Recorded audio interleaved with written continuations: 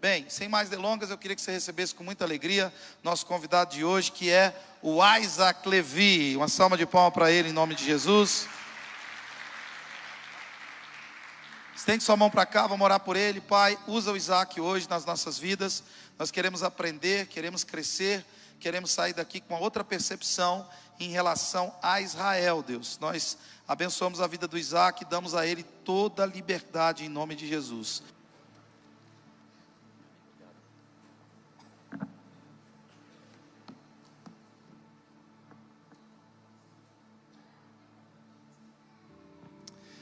Muito bem, Shalom Goiânia.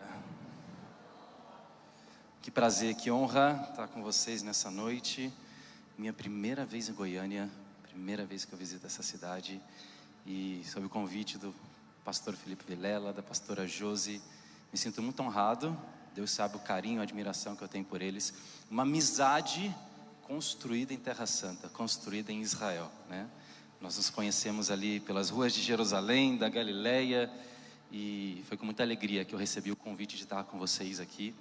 Já tem aí quase 10 anos que eu moro em Israel, sabe? Fui para a Terra Prometida, sou originário do Rio de Janeiro, sou carioca. Fazer o quê? Ninguém é perfeito, não é verdade? Mas Terra Prometida, na verdade nesses últimos dias eu tenho pensado e achado que a Terra Prometida na verdade é aqui, talvez inclusive Goiânia. Porque pastel de cana, pastel de queijo, caldo de cana, pudim de leite, açaí. Hoje eu conheci algo conhecido como pamonha. E eu vi que esse negócio é de Deus. Porque uau, pamonha doce, pamonha salgada. Eu estava estudando lá na sala do pastor qual que era o processo de fazer esse fruto da terra prometida, a pamonha, né? Muito impressionante. Inclusive eu descobri que da mesma forma que existe pizzaria, da mesma forma que existe churrascaria, também existe pamonharia. Impressionante. Mas pequi, eu aprendi teologicamente que pequi talvez não seja de Deus, né? A terra que sob o pecado original produz abrolhos e espinhos. Eu não experimentei, eu fui influenciado por uma pessoa que nos primeiros 5 minutos, literalmente os primeiros 5 minutos que eu desci no aeroporto ontem à noite, já foi influenciado de que pequi não se coloca na boca, né? Por que alguém colocaria algo cheio de espinhos na boca? Eu não sei, não é verdade, pastor? Mas fica entre nós. Muito bem. Nasci no Rio de Janeiro e há quase 10 anos eu tomei uma decisão que mudou a minha vida, que foi deixar o Rio e ir para Israel. Hoje eu moro em Jerusalém e foi uma jornada que muito me inspirou a partir desse livro, da Bíblia Sagrada. Eu venho de uma família judaica e você sabe que para os judeus a Bíblia não é um livro de conto da carochinha, é um livro de fábulas, um livro de histórias, um almanaque. Um livro antigo, deixado em cima da prateleira empoeirado, que quando a vida se torna tanto quanto que apertada e diversa, você tenta abrir para ver se Deus fala com você. Não. A Bíblia para o povo judeu é seu manual de instrução. A Bíblia para o povo de Israel é a palavra de Deus. A Bíblia é o único livro que foi escrito não para ser lido, mas o livro que foi escrito para ser meditado e estudado. Essa palavra que diz lei, medita nos livros, na palavra dessa lei, de dia e de noite. Na verdade, o único livro que conforme você abre, você lê ele, mas ele também te lê e te transforma. O único livro que conforme você abre, parece que o autor se senta do seu lado e você lê o livro com o autor que o escreveu junto de você. Esse livro fala de coisas que eram, de coisas que são e de coisas que hão de ser. E nesse mesmo livro, quando eu abria na minha juventude, ele falava sobre a restauração de Israel. Sobre os últimos dias, onde um palco e um cenário seria montado para o advento messiânico e que Israel faria parte desse projeto. E a restauração de Israel seria parte disso. Se você não sabe, por quase 2000 anos, o povo judeu ficou espalhado pelas nações do mundo. A terra de Israel era uma terra desolada e uma terra completamente destruída. Mas diziam os profetas que nos últimos dias Deus restauraria a sorte de Sião. Poderia, porventura, numa única noite ou num único dia, nascer e se criar novamente um povo e uma nação? Bom, diz Deus em Isaías: assim eu farei acontecer, diz o Senhor. E assim aconteceu. Lembra que Jesus, ele entra em Jerusalém na sua última semana de vida, e ali Lucas 19 fala bastante disso. Ele olha para a cidade de Jerusalém sobre o Monte das Oliveiras e ele fala: Jerusalém, Jerusalém, que mata os seus profetas, Jerusalém, que apedreja os seus profetas, aqueles que te são enviados. Quantas vezes, Jerusalém, eu quis te ajuntar com uma galinha junto aos seus pintinhos, debaixo das tuas asas, mas tu não me quisestes. Certamente, Jerusalém, tu não me verás mais, até um dia que dirás: Baruch rabá beshem Adonai, bendito é o que vem em nome do Senhor. As lágrimas descem, Jesus chora por Jerusalém e diz: porque tu não entendestes o tempo da sua visitação, verá o dia em que serás cercada, derribada. Pedro entra pela cidade e vê a grandiosidade de uma das maiores cidades do mundo antigo, maravilha arquitetônica que era Jerusalém. E diz que ele fala: olha Jesus, olha o tamanho dessas pedras, olha o tamanho desse templo, das construções. Jesus responde dizendo: Pedro, eu te digo em verdade, que não existe pedra sobre pedra que não será derrubada nessa cidade. 30 anos depois que Jesus fala essas palavras, os romanos acampam em Jerusalém, destroem completamente a cidade até os seus fundamentos. E os judeus são espalhados pelo mundo, vão para a Europa, para a África, para a Ásia, até chegarem no Brasil, onde a gente tem judeus. E diz que em certo momento da história, no dia 29 de novembro de 1947, um brasileiro, sentindo a responsabilidade histórica de restaurar a sorte de Sião, confiando nas palavras desse livro, decide tomar uma atitude. É convocada uma sessão extraordinária na ONU para a resolução 187. E diz que por causa de um brasileiro, Oswaldo Aranha, Israel consegue se restabelecer como nação. Em certo momento eu decidi não mais ler esse livro, mas fazer parte dessa história. E o Estado de Israel, para todo judeu, nascido em qualquer lugar do mundo, ele financia a sua ida. Você liga para a agência judaica, te busca no Brasil, te leva para Israel, te ensina hebraico, te dá um salário, te coloca para morar num lugar. 5 meses de te colocar no caminho, até você se tornar um cidadão israelense.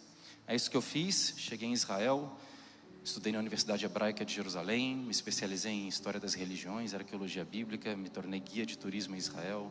Trabalhei como correspondente internacional de algumas emissoras durante esses períodos de guerra. Fiz o serviço militar obrigatório, né? Que em Israel é obrigatório, ou seja, 3 anos para homens, 2 anos para as mulheres, né? Quem for em Israel vai ver muito comum, as pessoas de 18 anos com um fuzil pendurado, andando pelas ruas. As meninas, né, tipo de saia, de short e de chinelo, tá de folga do exército, mas está carregando, né, a sua arma, né? Então, a gente inclusive vê por que o índice de traição e infidelidade matrimonial é tão baixo em Israel, não é verdade? Então, eu fiz parte desse processo. Claro que eu já cheguei mais velho, então eu fiz um serviço bem reduzido, mas tive uma experiência. Falo que eu era uma grande, né, referência para o exército de Israel em, enfim, campo de batalha, né? Porque magrinho fica de lado, é difícil de acertar, sabe, assim. Falo que estava num projeto fitness bíblico, né, a vara de Arão, né? Mas passando por todo esse processo, enfim, me tornei israelense e estou lá então, aí há quase 10 anos, onde eu conheci os nossos amados pastores. Mas bom, sem mais delongas, eu quero te convidar a abrir a Bíblia no livro de Gênesis, no capítulo 12. Nesses últimos dias no Brasil, eu tenho compartilhado uma mensagem que Deus me deu, que é a respeito de uma jornada. A jornada do deserto à terra prometida. A incrível fidelidade de Deus. Sabe que todos nós temos uma jornada na vida. Toda pessoa nasce com um propósito, nasce com uma missão, recebe promessas ao longo da sua vida. E essa jornada que existe em direção à terra prometida, do qual o povo de Israel é símbolo. Esse âmago, essa missão de que sempre eles estão em busca de algo. Sempre uma trajetória, uma missão, uma jornada que Deus o conduz pelo deserto. É uma jornada que não só é geográfica, mas também é espiritual, física, é para dentro de si mesmo. Sabe que no Brasil existia, no passado, um livro que era aquele que era nosso guia pelas estradas, pelas ruas do Brasil. Quem lembra do Guia 4 Rodas? Levanta a mão para mim. O pessoal que lembra, revelaram tanto quanto que da idade de vocês, não é verdade? Em Israel nós temos um Guia 4 Rodas também.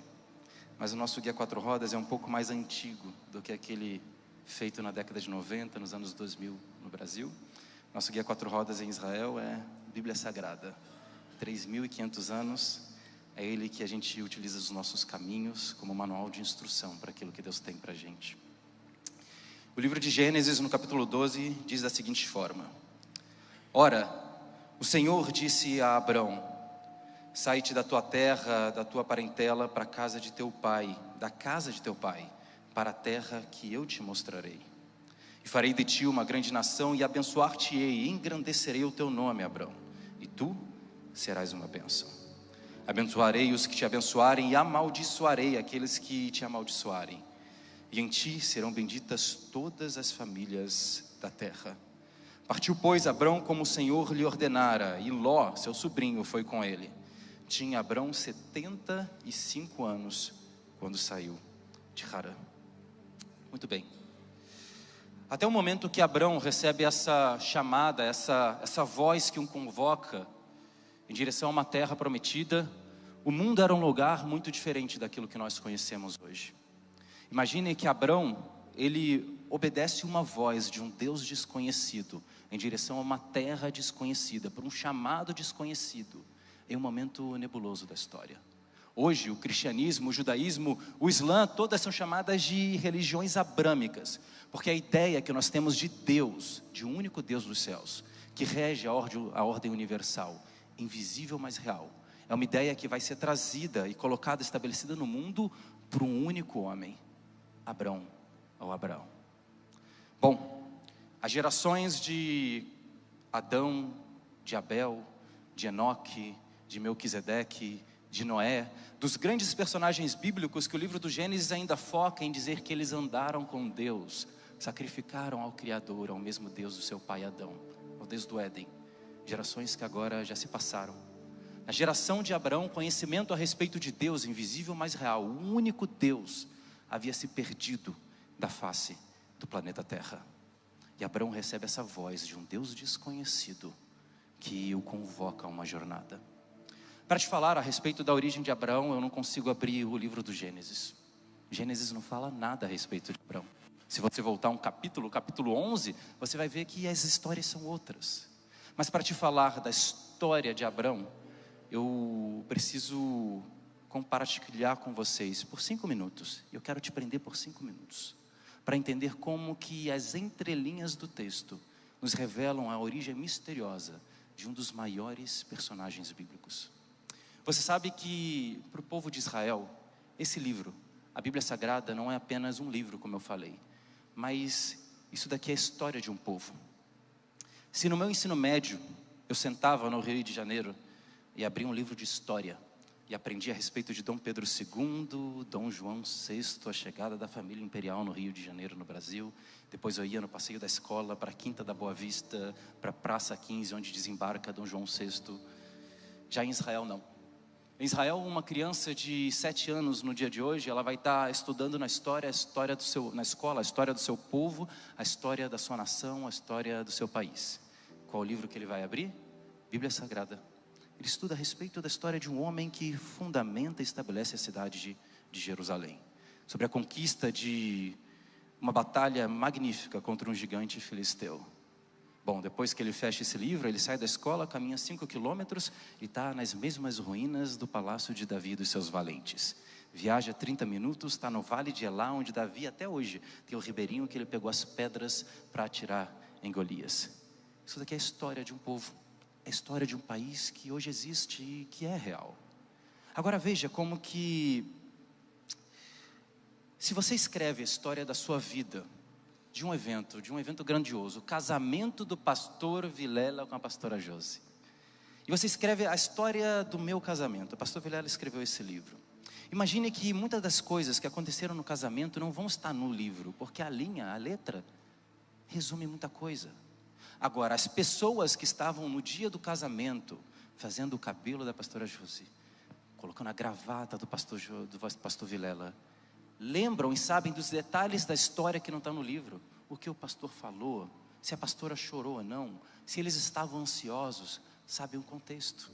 E antes que pareça heresia, para falar para você que existem coisas que não estão na Bíblia, mas que o povo de Israel, como família, e povo que viveu essas histórias, passam isso de pai para filho, de pai para filho, eu quero te provar dentro das Escrituras. Veja que em certo momento no Novo Testamento, diz algumas cartas que, por exemplo, Enoque viu os exércitos de Deus nos céus.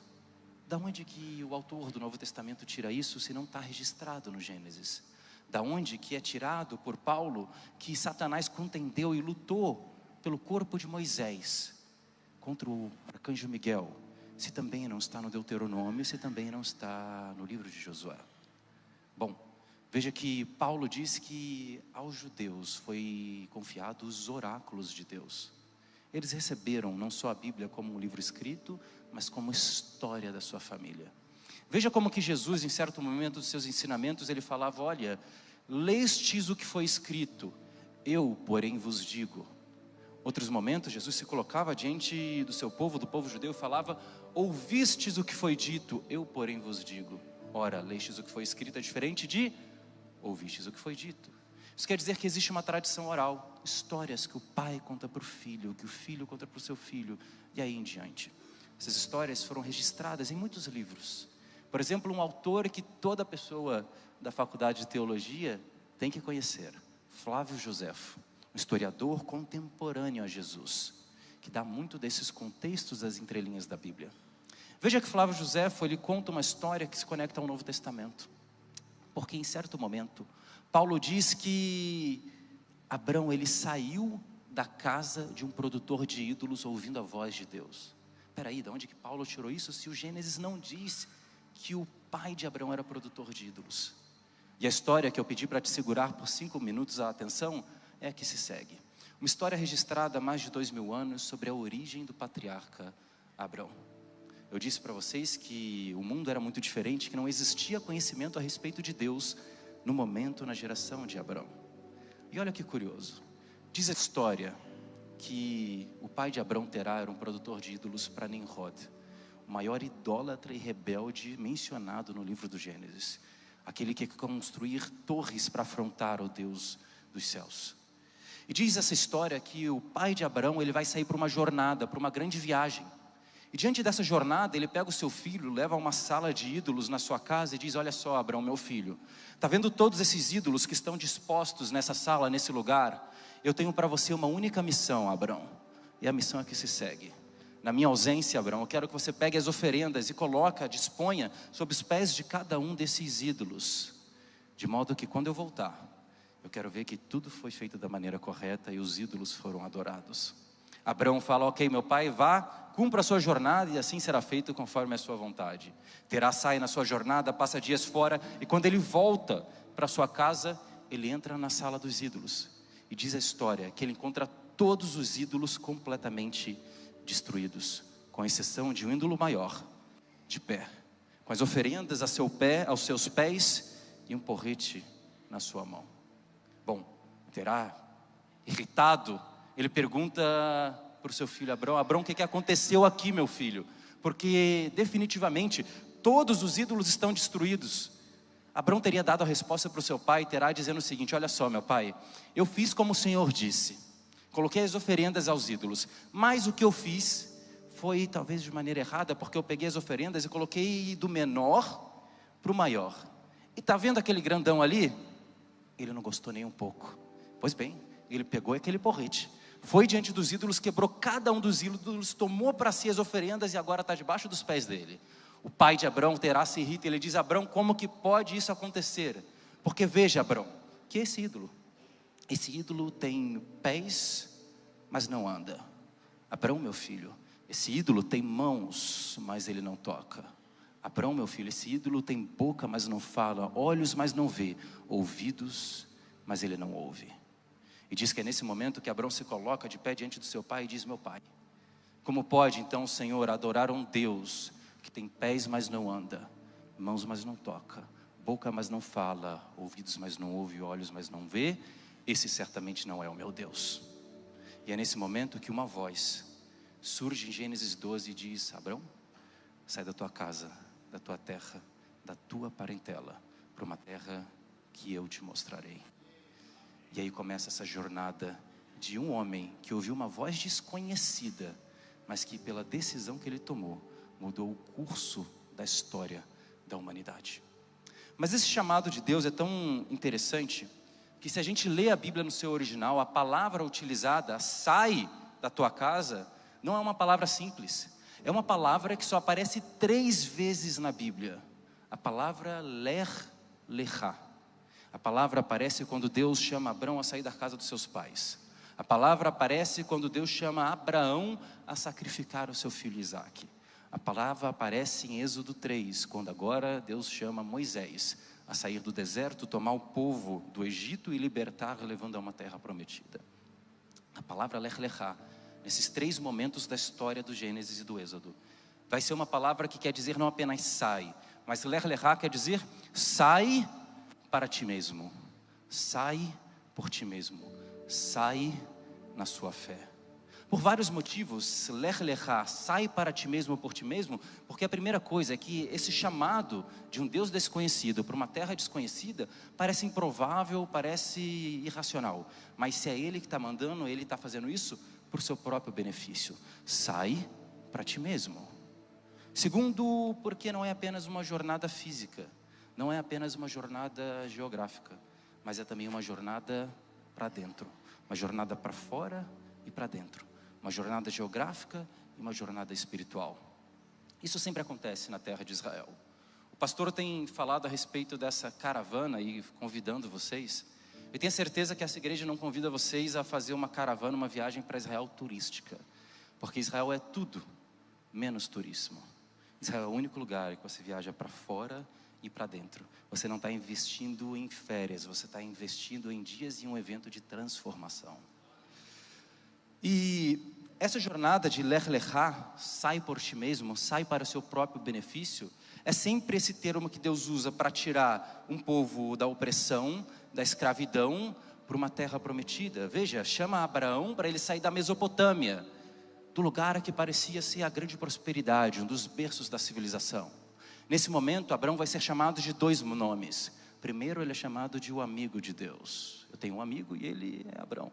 Em segundo momento, os homens que estão olhando isso vão chamar Abraão de o hebreu.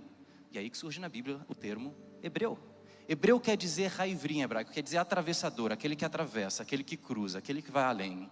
Porque em primeiro lugar, Abraão ele deixou a Mesopotâmia, o atual Iraque, atravessa o rio Tigres, o Eufrates, o Jordão, se estabelece em Canaã, a terra que emana leite e mel. Mas depois, porque é muito simbólico, porque nessa jornada em direção à terra prometida, ele é um atravessador, um cruzador, um atravessador de dores, de dificuldades, de adversidades.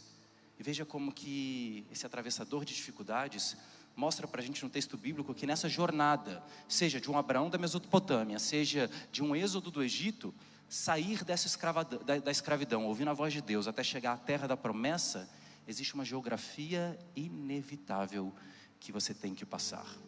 Se você quiser chegar a Jerusalém, a terra da promessa, é inevitável que no caminho você passe pelo deserto. Entre a terra da escravidão e a terra da promessa, geograficamente existe um deserto, e é impossível chegar à promessa da terra prometida sem passar pelo deserto. E veja como que é simbólico, que é claro que eu estou falando que essa jornada na terra prometida não é apenas geográfica, mas é interior, é espiritual, é simbólica, porque entre a escravidão, mas que você recebe uma promessa e alcançar essa promessa, existe obrigatoriamente um deserto que você tem que passar. E é curioso que todo grande personagem bíblico, seja rei, profeta ou sacerdote, seja um servo, seja alguém que tem uma grande missão e um grande propósito estabelecido por Deus, é inevitável que ele passe pelo deserto.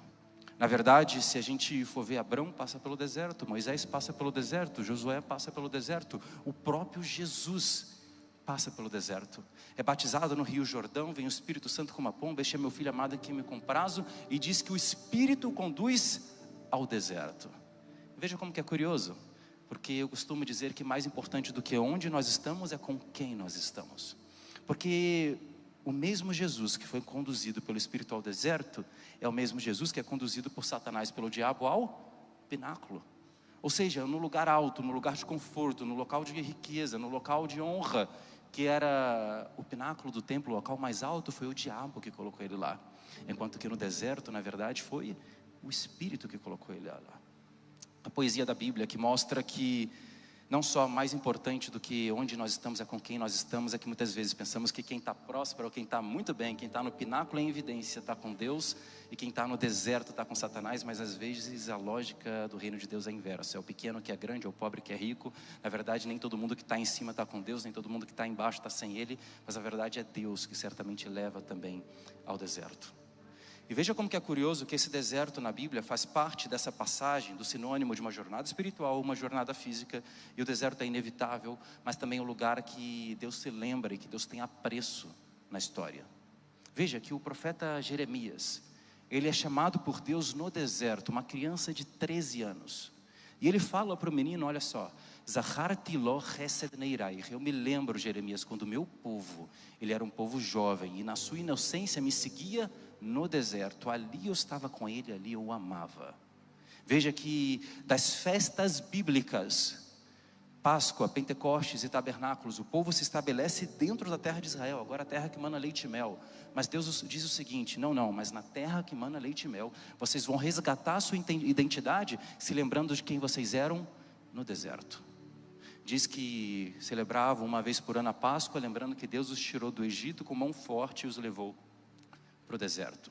Celebrava Pentecoste, mostrando que 50 dias depois da Páscoa, sob a península do Sinai no deserto, Deus entrega seus 10 mandamentos e um padrão de regra moral e ética. Se lembra depois em Tabernáculos que por 40 anos Deus o conduziu por desertos, levando uma coluna de fogo durante a noite, nuvens de glória durante o dia, maná que chovia do céu, roupas que cresciam junto ao caminho. E se lembrando nessas 3 festas todos os anos de que no deserto o povo de Israel foi formado. Veja como que é curioso que a palavra deserto em hebraico é uma palavra que revela o sentido do porquê Deus escolhe o deserto como local de formação. Eu digo que o deserto é o processo do propósito. Deserto em hebraico a gente fala midbar. E midbar, deserto em hebraico, vem da raiz, da variação da palavra ledaber. Ledaber quer dizer fala, porque o deserto é o lugar de fala. O deserto, através da sua escassez, da sequidão, o deserto através da ausência de recursos hídricos, das condições de temperatura e pressão, o deserto fala na sua escassez e o deserto ensina muitas lições. Mas a segunda raiz da palavra deserto é lechadpir, isto é, o local de apacentar as ovelhas. E a pergunta que a gente tem que fazer é: por que um pastor leva as ovelhas para serem apacentadas no deserto?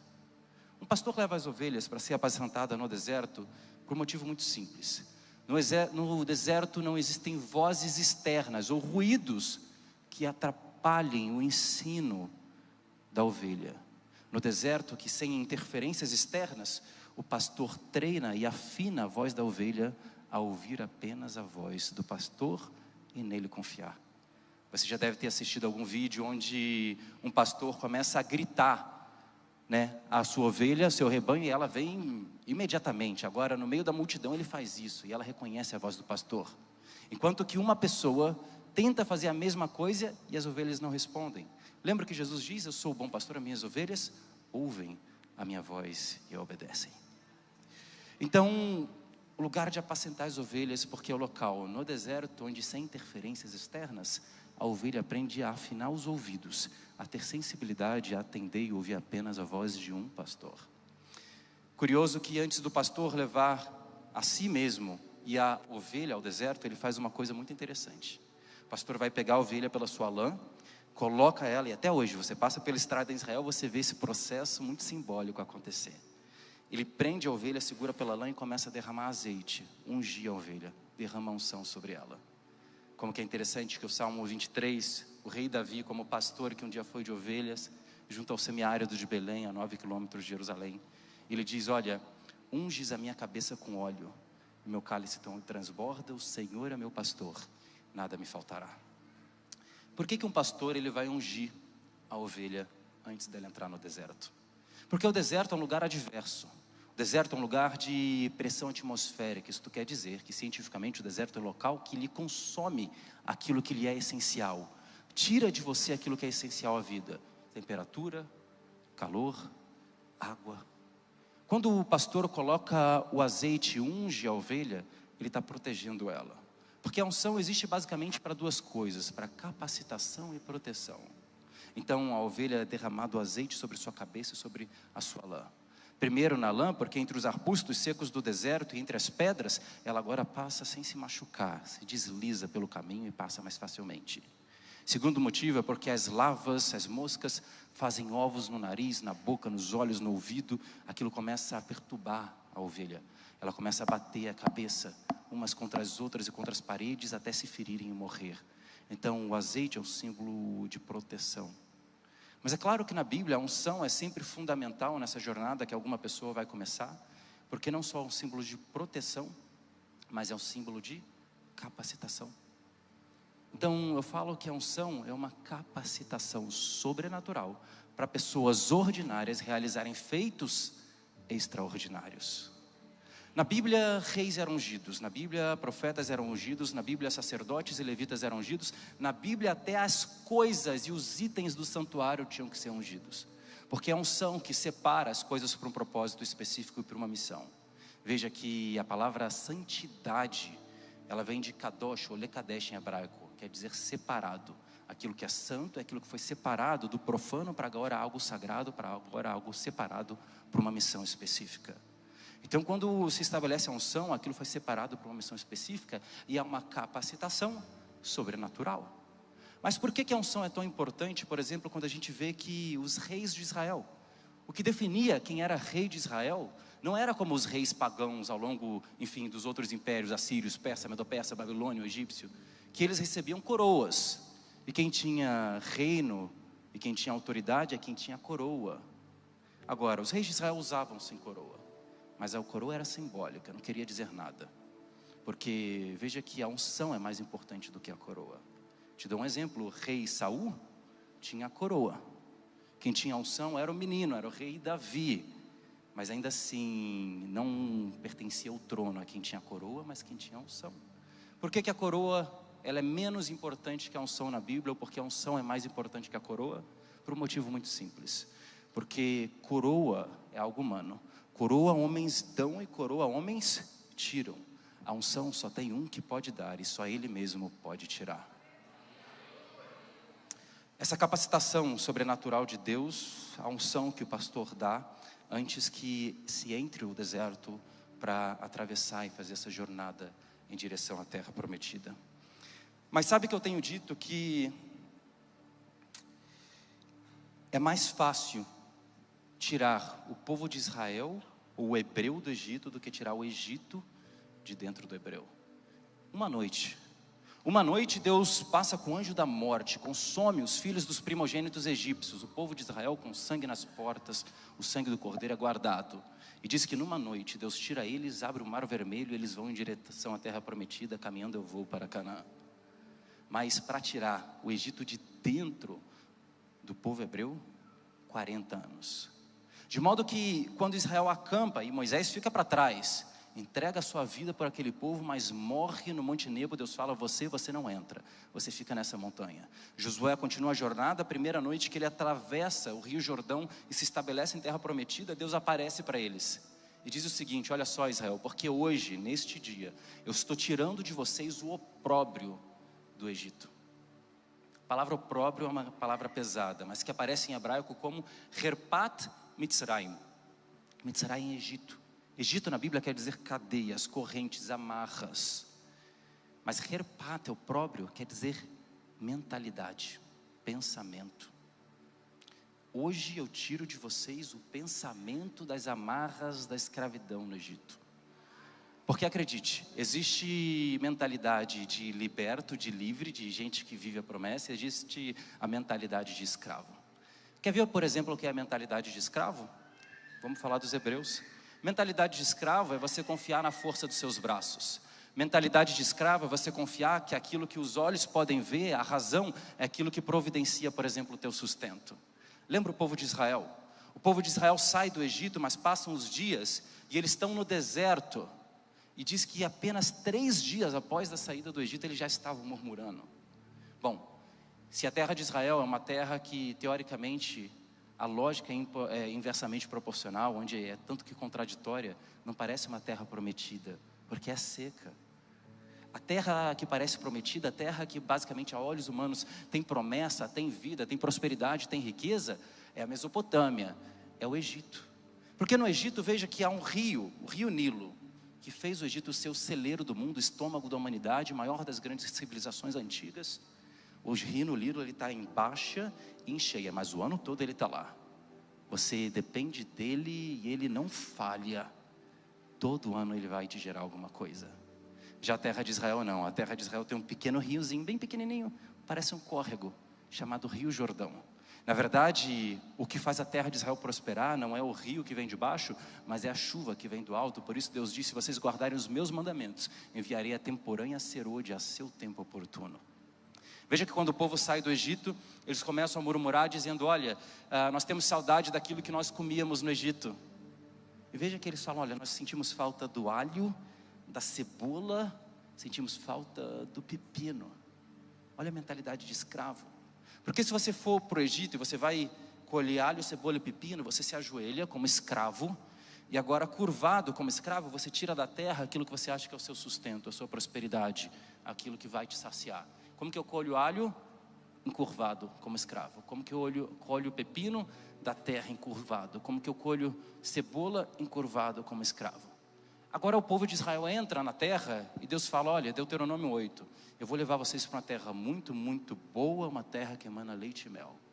O sustento agora de um rio como o Nilo, que está na terra e que está embaixo, não vai ser mais assim, porque a água não vem de baixo, mas vem do céu, da temporã e da serôdia, da chuva que vocês vão depender. O céu conectando a terra. Se os frutos eram frutos que vocês colhiam encurvados, como que escravos, agora a terra prometida é uma terra de 7 frutos, diz Deus em Deuteronômio 8. A terra prometida é terra de figo, de romã, de uva, de tâmara, de azeitona, trigo e cevada. Todas essas frutas, você vê como que eu vou colher figo, eu tiro do alto. Como que eu vou colher romã, eu tiro do alto. Como que eu vou colher uva, eu tiro do alto. Como que eu vou colher tâmara, eu tiro do alto. Como que eu vou colher azeitona, eu tiro do alto. Trigo e cevada na época subia a 3 metros, tiro do alto.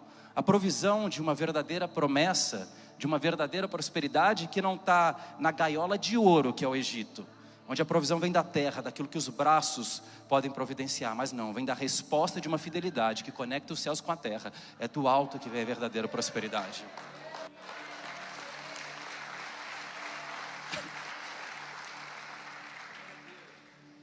Mas veja, eu tenho dito que tão difícil quanto vencer o deserto é permanecer na terra prometida. Na verdade, parece que para algumas pessoas é mais fácil vencer o deserto do que ter constância na terra prometida. Talvez por isso que algumas pessoas não saem do deserto, porque se entrar na terra prometida, certamente vai ser pior do que no deserto. E assim foi com o povo de Israel. E eu entro no segundo ponto da mensagem que eu falei para vocês: a jornada do deserto à terra prometida, a grande e incrível fidelidade de Deus. Porque Deus faz promessas a Israel muito duras, falando que se eles se desviassem, certamente uma punição severa viria. Mas também Deus faz uma promessa falando que através do arrependimento também trarei vocês de volta à terra da promessa. Se você puder abrir comigo Deuteronômio capítulo 30.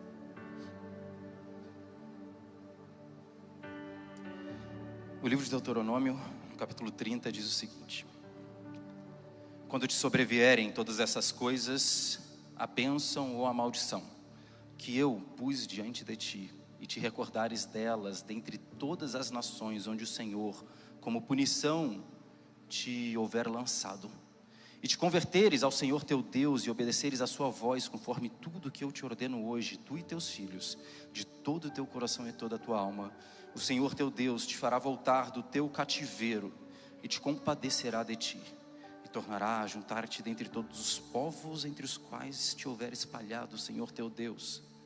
Ainda que o teu desterro tenha sido para a extremidade do céu, desde ali te ajuntará o Senhor teu Deus, e dali te tomará.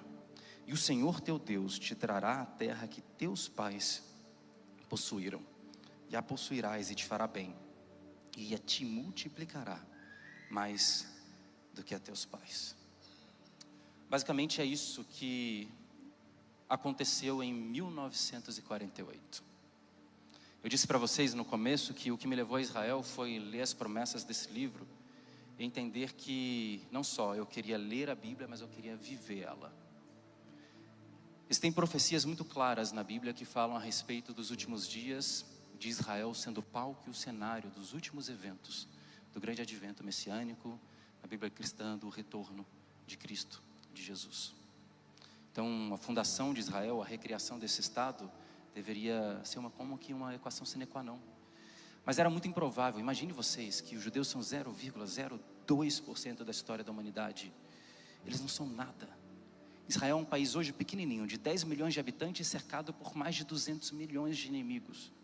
Acabamos de passar por uma guerra onde enfrentamos um país que nunca, na verdade, um império, o Império Persa, atual Irã, é o único império da história da civilização humana que nunca foi derrotado e destruído. Até agora. Até junho de 2025. Quando mais uma vez, aquele versículo de Isaías se cumpriu: toda arma forjada contra ti não prosperará. Toda língua que contra ti se levantará em juízo, tu a condenarás, porque essa é a esperança e a promessa aos filhos, a herança aos filhos do Senhor. Israel que faz 6 horas de voo. Imagine que 6 horas de voo para a gente é muita coisa. Israel, que todo mundo fala na mídia, terceiro exército mais poderoso do mundo, vanguarda da tecnologia, uma das 3 economias mais poderosas do planeta Terra. A Bolsa de Tel Aviv, durante 2 anos de guerra, foi a que mais cresceu no mundo. Mas Israel não é nada. 470 quilômetros de extensão, de norte a sul. Menor que o menor estado brasileiro, que é o estado de Sergipe. Se eu pegar 6 horas de carro, eu atravesso do Oiapoque ao Chuí israelense, de Metula a Eilat. Se eu quiser pegar um caça, o avião mais rápido que existe, um MiG, para eu atravessar Israel de leste a oeste, 1 minuto e meio. De norte a sul, 3 minutos e meio. Israel não faz sentido. É como aquela coisa de Deus que escolhe as coisas loucas para confundir as sábias. Por que Israel? Mas ainda assim ele fala: eu escolhi este lugar para estabelecer eternamente o meu nome. Não torna Israel melhor que qualquer outro lugar, mas é só algo que Deus escolheu. E a gente respeita as escolhas de Deus. Mas eu digo que Israel é a maior prova, se você duvida da fidelidade de Deus em cumprir as promessas que Ele fez na sua vida. Olha para Israel. 3.500 anos de história, perseguidos, humilhados, 6 milhões de mortos nos campos de holocausto, extermínio, 1,5 milhão de crianças, famílias inteiras que deixaram de existir, vilarejos, cidades. Mas ainda assim, depois de 2.000 anos, nenhum povo conseguiu manter sua cultura, sua fé, sua religião, sua identidade, sua língua, e não só isso, voltar para sua terra e se estabelecer como nação. Para não ficar nas palavras do Isaac, você pode abrir a sua Bíblia em Isaías 66:8.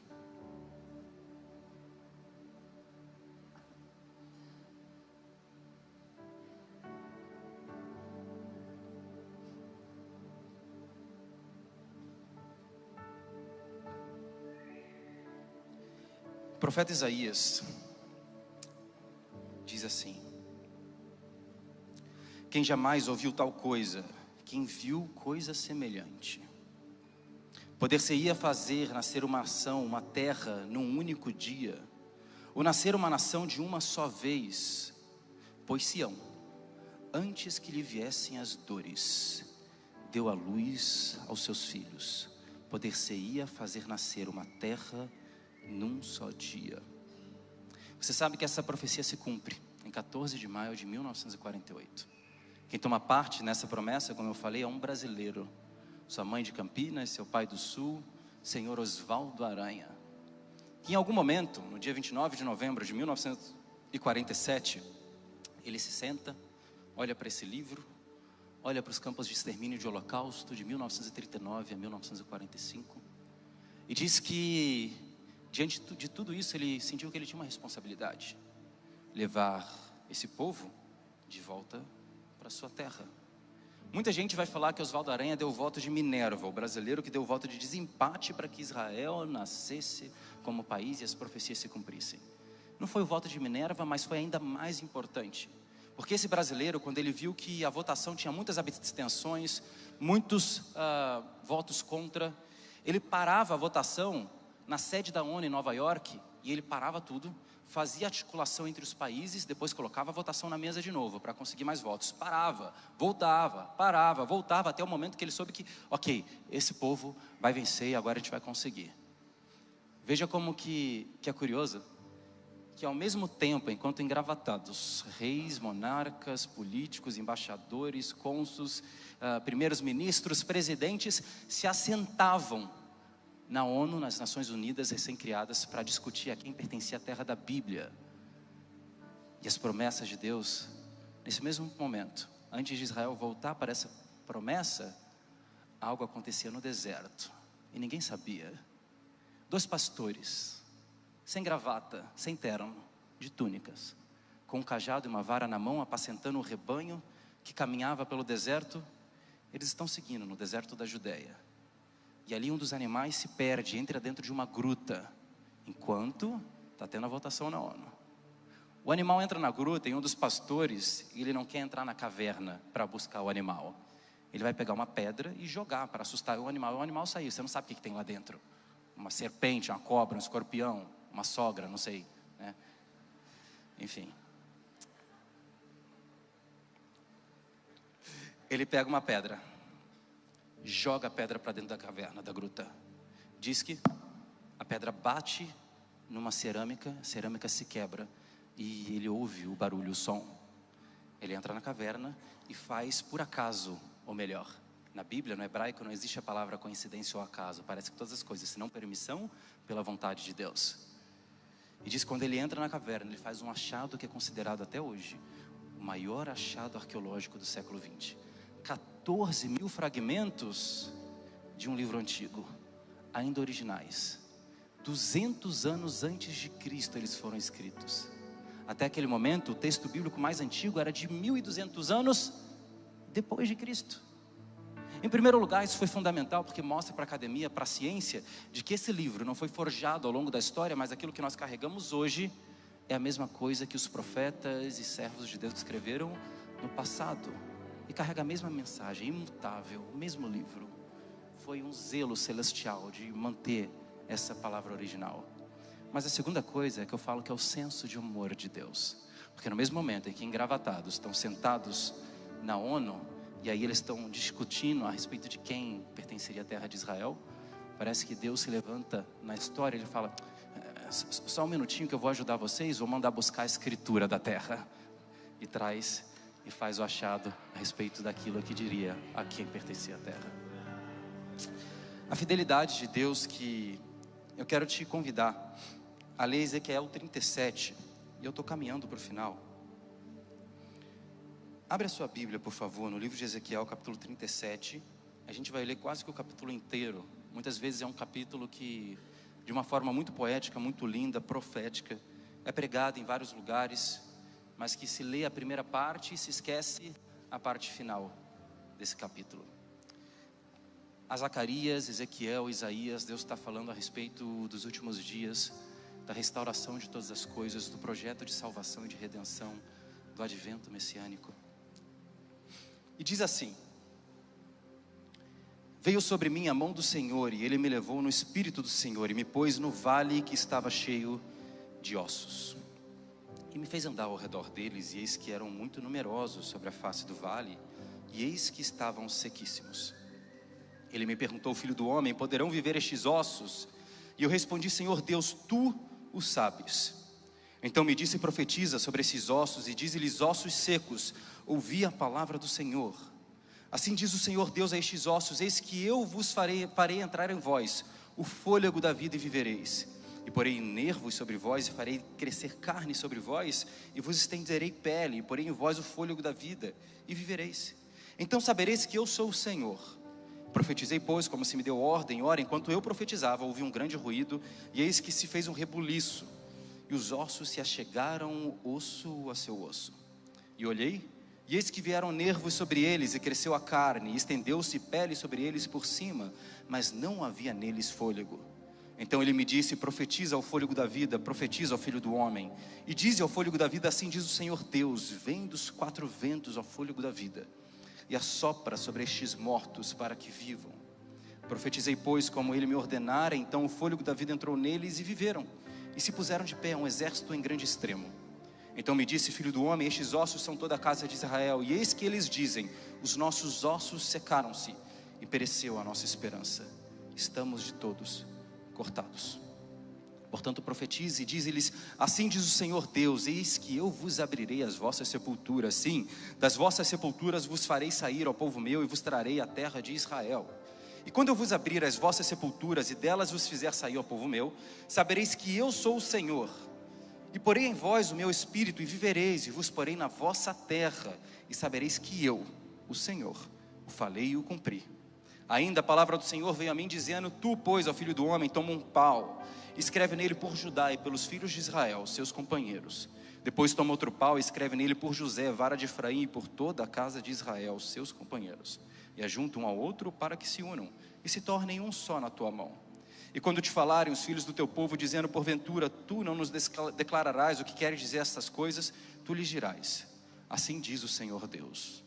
Eis que eu tomarei a vara de José, que esteve na mão de Efraim, e as tribos de Israel suas companheiras, e lhes ajuntarei a vara de Judá, e farei delas uma só vara, e elas serão uma só na minha mão.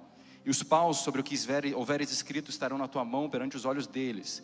Dize-lhes, pois, assim diz o Senhor Deus: eis que tomarei os filhos de Israel dentre as nações por onde eles foram, e os congregarei de todos os lados, e os introduzirei na sua terra, e deles farei uma nação na terra, nos montes de Israel, e um rei será apenas sobre todos eles. Uau! Se você for no Museu do Holocausto em Israel, que marca essa tragédia, né, que nunca antes houve na história da humanidade, uma forma industrial de morte, onde 6 milhões de pessoas foram mortas em apenas 3 anos. Você vai ver na entrada do Museu do Holocausto um versículo bíblico e um capítulo bíblico. Ezequiel 37, as palavras de Ezequiel: o vale de ossos secos, de grande morte e destruição, mas que imediatamente após daquilo, uma nação volta para sua terra e se estabelece. Talvez, se não houvesse o holocausto, também não existiria a terra de Israel. E Deus faz uma promessa muito clara nesse texto.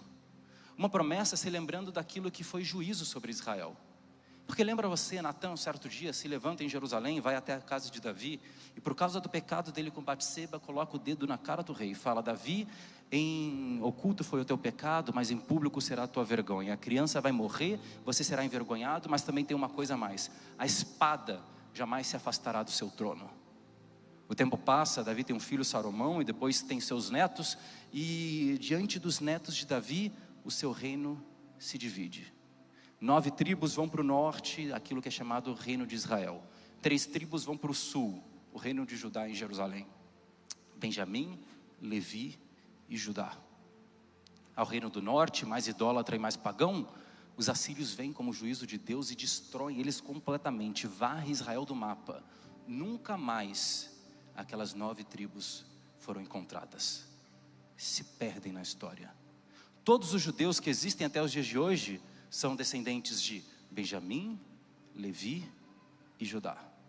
A esses esquecidos e destruídos do reino do norte, nós chamamos de as tribos perdidas de Israel. Alguns dizem que fazem parte os indígenas brasileiros, outros dizem que estão na África, na Europa, na Ásia, isolados. E veja como que, diante da sua fidelidade, Deus faz uma promessa na Bíblia. E você pode abrir a sua Bíblia em Isaías capítulo 11, versículo 11.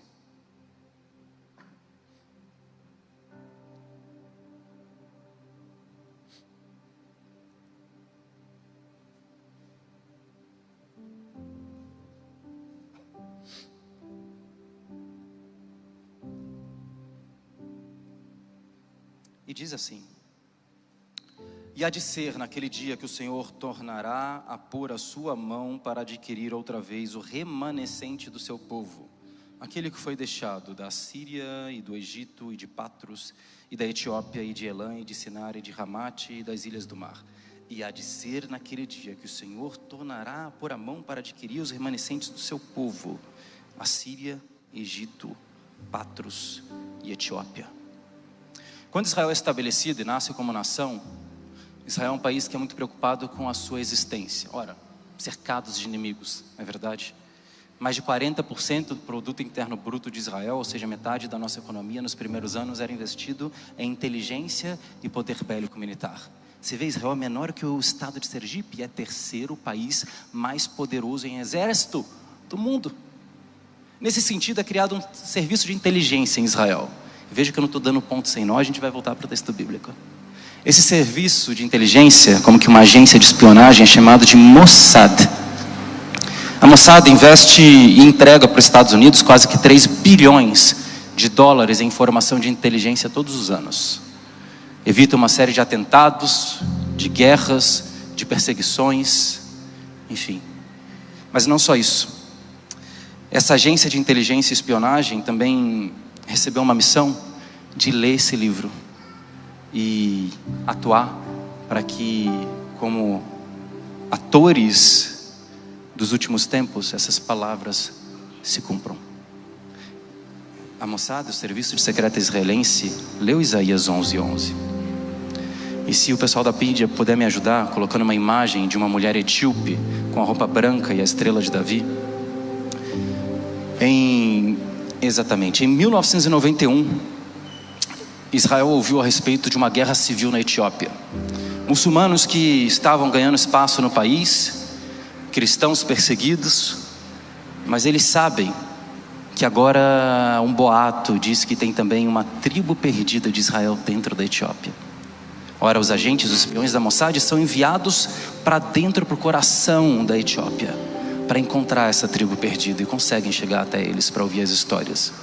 Tudo que eu estou falando para vocês, eu sei que muitas pessoas aqui são muito crentes e não assistem filme, mas tem no Netflix um filme chamado Operação Salomão, ou Operação Mar Vermelho, que conta essa história. É uma história real. E quando os agentes da Mossad chegam lá, eles perguntam para eles: ok, prova para a gente que vocês são Israel.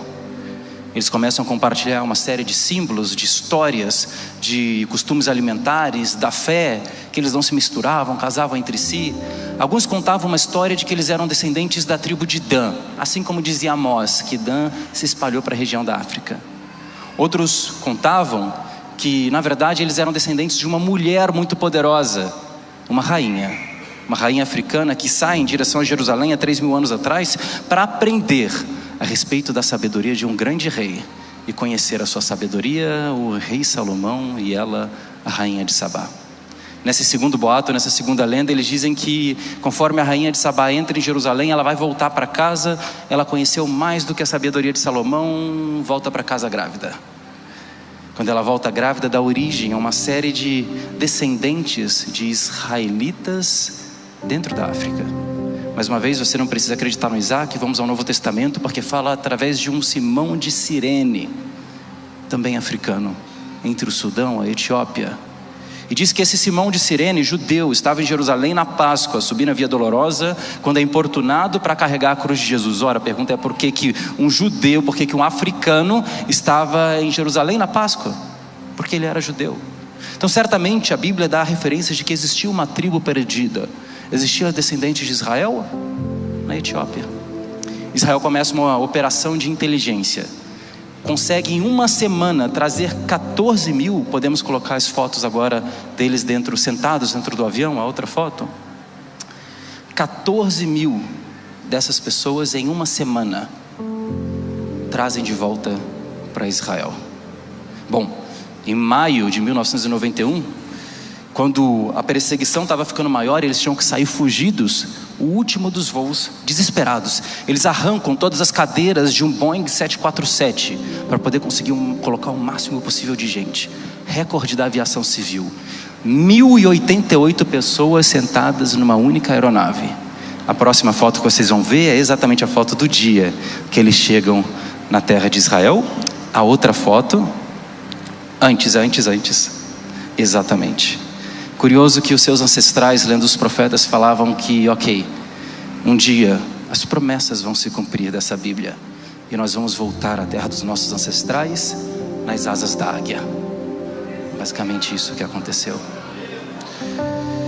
O povo de Israel, e eu falo isso tudo não é para você colocar kippá, virar judeu, nada disso. A cada um a sua porção. A gente só está falando de que Israel é certamente um reflexo da fidelidade de Deus. de algo que a gente está falando de um povo de quase 3.000 anos esperando. Pai contando para o filho, pai contando para o filho, pai contando para o filho. Um dia nós vamos para a nossa terra. Um profeta, Isaías, que 700 anos antes de Cristo, em Isaías 11 já falava sobre isso, que parecia impossível, mas eles chegaram na asa das águias. Muito interessante que parece demorar nessa jornada na terra prometida, parece difícil, mas existem coisas que estão acontecendo, mesmo que os nossos olhos não vejam, os nossos ouvidos não ouçam. Já vou terminar, então o pessoal do louvor pode sentir a vontade para subir. Coisas que acontecem mesmo que a gente não escute, os nossos olhos não vejam, as coisas estão acontecendo. Para falar sobre isso, eu me lembro de uma história que eu vivi nessa Páscoa de 2025 em Israel. São quase 7 anos que toda Páscoa eu estou lá em Jerusalém, vivendo a Páscoa. Ora, Paulo falava, se Cristo não ressuscitou, vã a nossa fé. Maior evento você quer viver aonde? Em Jerusalém. A Páscoa é o maior evento, eu quero estar em Jerusalém. Pela primeira vez em 7 anos eu não estava em Jerusalém na Páscoa, eu estava em Cafarnaum, na Galileia, quase que 200 quilômetros de Jerusalém. Cafarnaum é o lugar que viu a maior quantidade de milagres por metro quadrado de Jesus. Sede ministerial. 70% da vida de Jesus, do seu ministério, em Cafarnaum. E é curioso que, estando lá, eu me entristeci porque, poxa, quero estar em Jerusalém, eu estou em Cafarnaum na Páscoa, todo mundo vivendo a Páscoa em Jerusalém, eu isolado na Galileia. Pode porventura sair coisa boa da Galileia, já vê que era um lugar rejeitado à sua época. E eu falo que uma coisa é você entrar em Israel, outra coisa é Israel entrar em você. Naquele momento eu decidi Israel entrar em mim, deixar Israel entrar em mim, porque eu comecei a pensar com os meus botões, qual que será que era a reação e o sentimento dos galileus vivendo a Páscoa em Cafarnaum, enquanto a Páscoa estava acontecendo em Jerusalém. E aí eu me lembrei que eram 200 quilômetros de distância. Veja que se um galileu está em Cafarnaum e em Jerusalém a Páscoa está acontecendo, eram 5 a 7 dias de viagem entre um lugar e outro. Isto quer dizer que em algum momento de uma possível sexta-feira, há 2.000 anos atrás, enquanto Jesus Cristo era crucificado e ele gritava Tetelestai, Pai, está consumado, nas tuas mãos entrego o meu espírito, diz que o céu se torna como que trevas, um grande terremoto, o véu do templo se rasga de cima a baixo. Certamente nesse momento que Jesus dá o seu último suspiro, alguém aqui em Jerusalém começa a correr e vai em direção a Cafarnaum para dar a notícia na cidade de Jesus. O Messias que a gente esperava, que a gente achava que ele ia estabelecer o reino, ele morreu. Mas lembra, são 5 dias de viagem. Isto quer dizer que saindo de Jerusalém, chegando em Cafarnaum e dando a notícia na Galileia, enquanto o pessoal daqui se entristecia, o que já tinha acontecido em Jerusalém? Jesus já tinha ressuscitado. Uau! E eu me lembro de outras histórias que falam mais uma vez que coisas estão acontecendo, ainda que nossos ouvidos não estejam escutando e os nossos olhos não estejam vendo. Me lembro de Moisés que vive com o povo de Israel, dá a sua vida, fala, ó Deus, se esse povo não entrar, se tu não tem parte com esse povo, também risco o meu nome do teu livro. Moisés que dedica a sua vida, abre mão da sucessão do trono no Egito e vai viver com os hebreus para os conduzir a uma terra prometida. Quando chega no dia D, para entrar na terra prometida, Deus fala, você não, você morre aqui e você não entra na terra prometida. Imagina o que passa, a decepção com Deus na cabeça de Moisés, depois de tudo isso, 40 anos de dedicação, mais 40 anos de preparo. Eu não vou entrar na terra prometida? Não vai entrar na terra prometida. Mal sabiam Moisés que os planos de Deus ainda eram muito maiores, porque se agora eu pular para o Novo Testamento, agora vai ter um certo momento que alguns jovens galileus sobem uma montanha. Quando eles sobem a montanha, nuvens espessas vêm dos céus, em Israel. E diz que em um certo momento, um galileu chamado Jesus Cristo de Nazaré está nessa montanha, e quem que aparece do lado dele? Moisés e Elias. Moisés entra na terra prometida, mas ele não entra com os hebreus ou guiado pelo guia Isaac e Levi. Certamente ele entra com um outro guia muito melhor do que os hebreus e muito melhor do que Isaac e Levi. Coisas maiores estavam preparadas para Moisés, mas ele não escutava, não via, mas coisas estavam acontecendo. Me lembro, por exemplo, da história de Daniel, que faz uma oração e pede a intervenção de Deus, o milagre. Deus dá a resposta. Daniel não sabe, A resposta já chegou, a oração já foi atendida. Mas diz que o príncipe da Pérsia intercepta no meio do caminho e só demora para a notícia chegar até Daniel. Uau! Me lembro também de Eliseu e o menino, servo do profeta. Diz que eles estavam no deserto, os assírios invadindo Israel.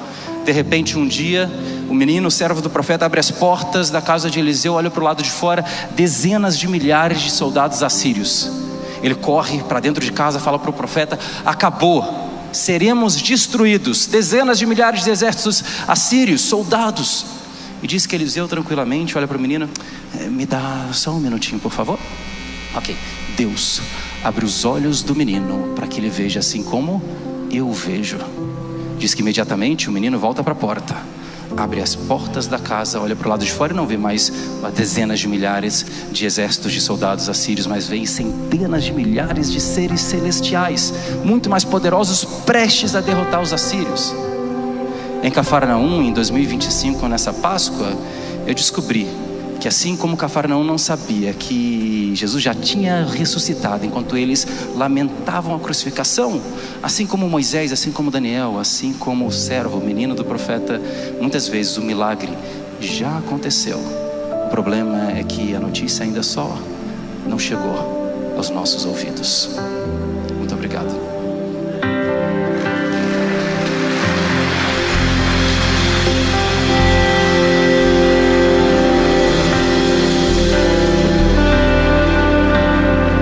Erga suas mãos, erga suas mãos, erga suas mãos.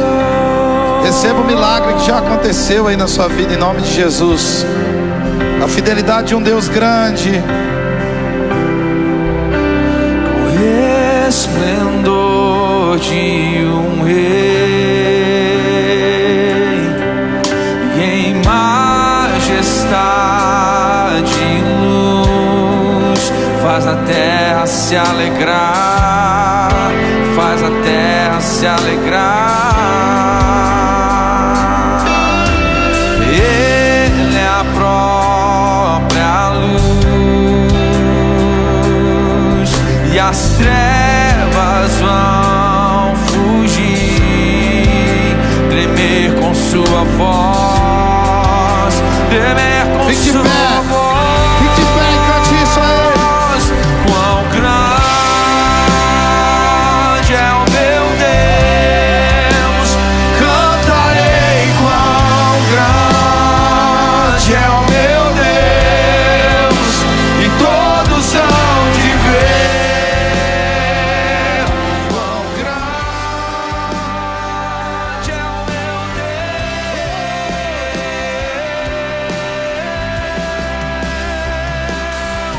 sobre todo nome é o céu.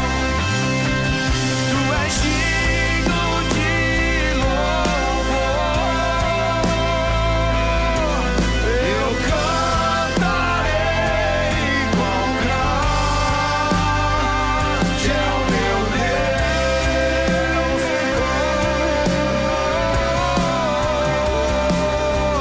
sobre todo nome é o céu. Tu és digno do louvor.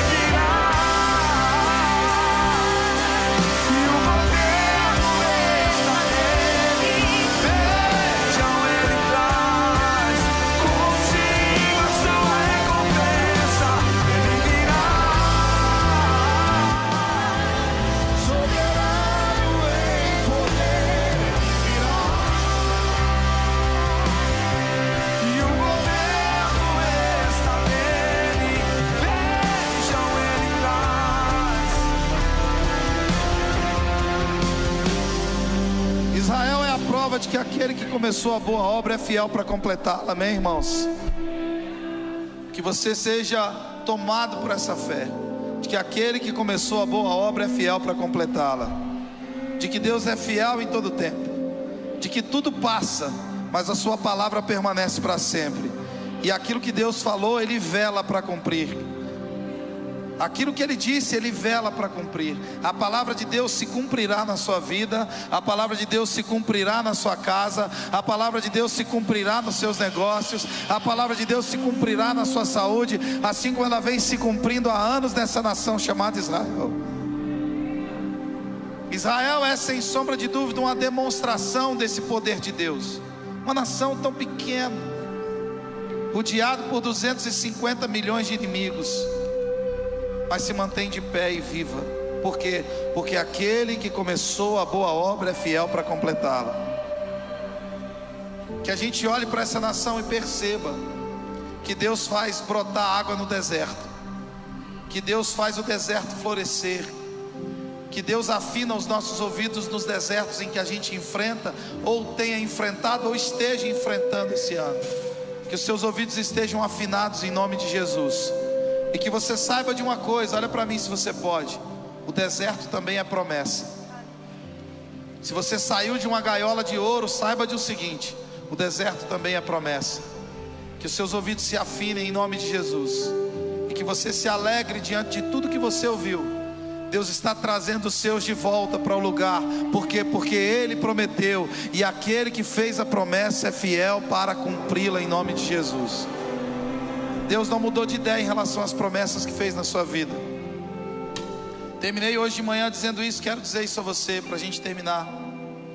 Quando Jesus ressuscitou, Ele permaneceu 40 dias ensinando coisas concernentes ao reino de Deus, é o que diz Lucas no início do livro de Atos. E naquela certeza da ressurreição, a única pessoa que havia vencido a morte, eles tinham uma expectativa de que o Estado de Israel seria restaurado, e essa expectativa era legítima. O Senhor vai restaurar o Estado de Israel, a língua, o povo, as fronteiras, tudo será restaurado de novo. E eles transferem esse anseio para Jesus em forma de pergunta, e Jesus responde: não vos compete saber tempos ou épocas que o Pai reservou para a sua exclusiva autoridade, mas recebereis poder ao descer sobre vós o Espírito Santo, e ser-me-eis testemunhas em Jerusalém, Judeia, completa comigo, Samaria e confins da terra. Preste atenção, preste atenção. Essa missão começa em Jerusalém. A primeira cidade dos confins da terra se chama Éfeso. Como ela se chama? Éfeso. Essa é a primeira igreja implantada nos confins da terra. Paulo estabelece essa igreja. Sabe qual foi o último continente a ser evangelizado? América Latina. Nós fomos o último continente a ser evangelizado. Preste atenção, havia um anseio no coração do povo. Será nessa época que o Senhor vai restaurar o Estado de Israel? Não vos compete saber tempos ou épocas que o Pai reservou para a sua exclusiva autoridade, mas recebereis poder ao descer sobre vós o Espírito Santo, ser-me-eis testemunha em Jerusalém, Judeia, Samaria, confins da terra. Sabe qual era o lugar mais apropriado naquela época para reunir pessoas do mundo inteiro? Éfeso. Pergunta a você, hoje, se Deus precisasse de uma nação no mundo para reunir todas as nações, qual seria a nação mais apropriada? Diga mais alto com mais fé. Nós somos a curva. Nós somos o último continente a ser evangelizado. Não vos compete saber tempos ou épocas que o Pai reservou para a sua exclusiva autoridade. Nessa data reservada pelo Pai, na sua exclusiva autoridade, Deus incluiu o Brasil. Deus incluiu um brasileiro chamado Oswaldo Aranha. E nós estamos debaixo de uma promessa abraâmica: abençoarei os que te abençoarem e amaldiçoarei os que te amaldiçoarem. Nós somos uma nação abençoada por Deus, porque nós fazemos parte da reconstrução desse ambiente profético, dessa geografia profética. Nós fazemos parte disso.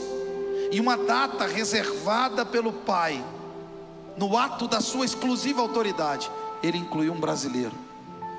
Ele nos incluiu.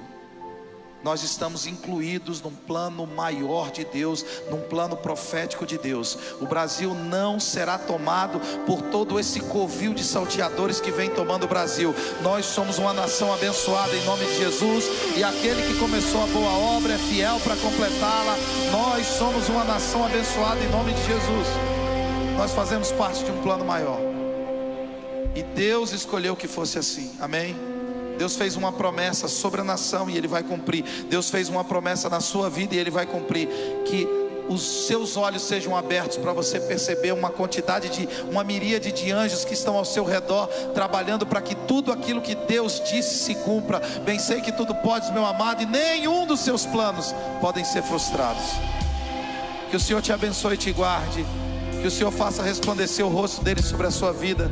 Que o Senhor tenha misericórdia de você, que o Senhor te dê paz, que o Senhor te conserve em todos os seus caminhos, que o Senhor conserve a sua fé em todos os seus caminhos. Que Deus abençoe a sua vida, Isaac, que você siga profetizando, que essa nova estação na sua vida seja muito mais frutífera do que você imaginou um dia. Que você siga abençoando. Viver é partir, voltar e repartir. Que você reparta com a gente tudo aquilo que você aprendeu nessa terra, em nome de Jesus. Erga suas mãos bem alto, diga palavras de amor ao Senhor. Diga palavras de amor ao Senhor. Aplauda o Senhor com toda a sua força. Diga obrigado, Jesus. Bendito seja o nome do Senhor. Louvado seja Deus. A gente se vê no próximo domingo. Que Deus te abençoe. Que Deus te leve em segurança em nome de Jesus. Abrace o máximo de pessoas que você puder e diga: Deus te abençoe em nome de Jesus. Aleluia.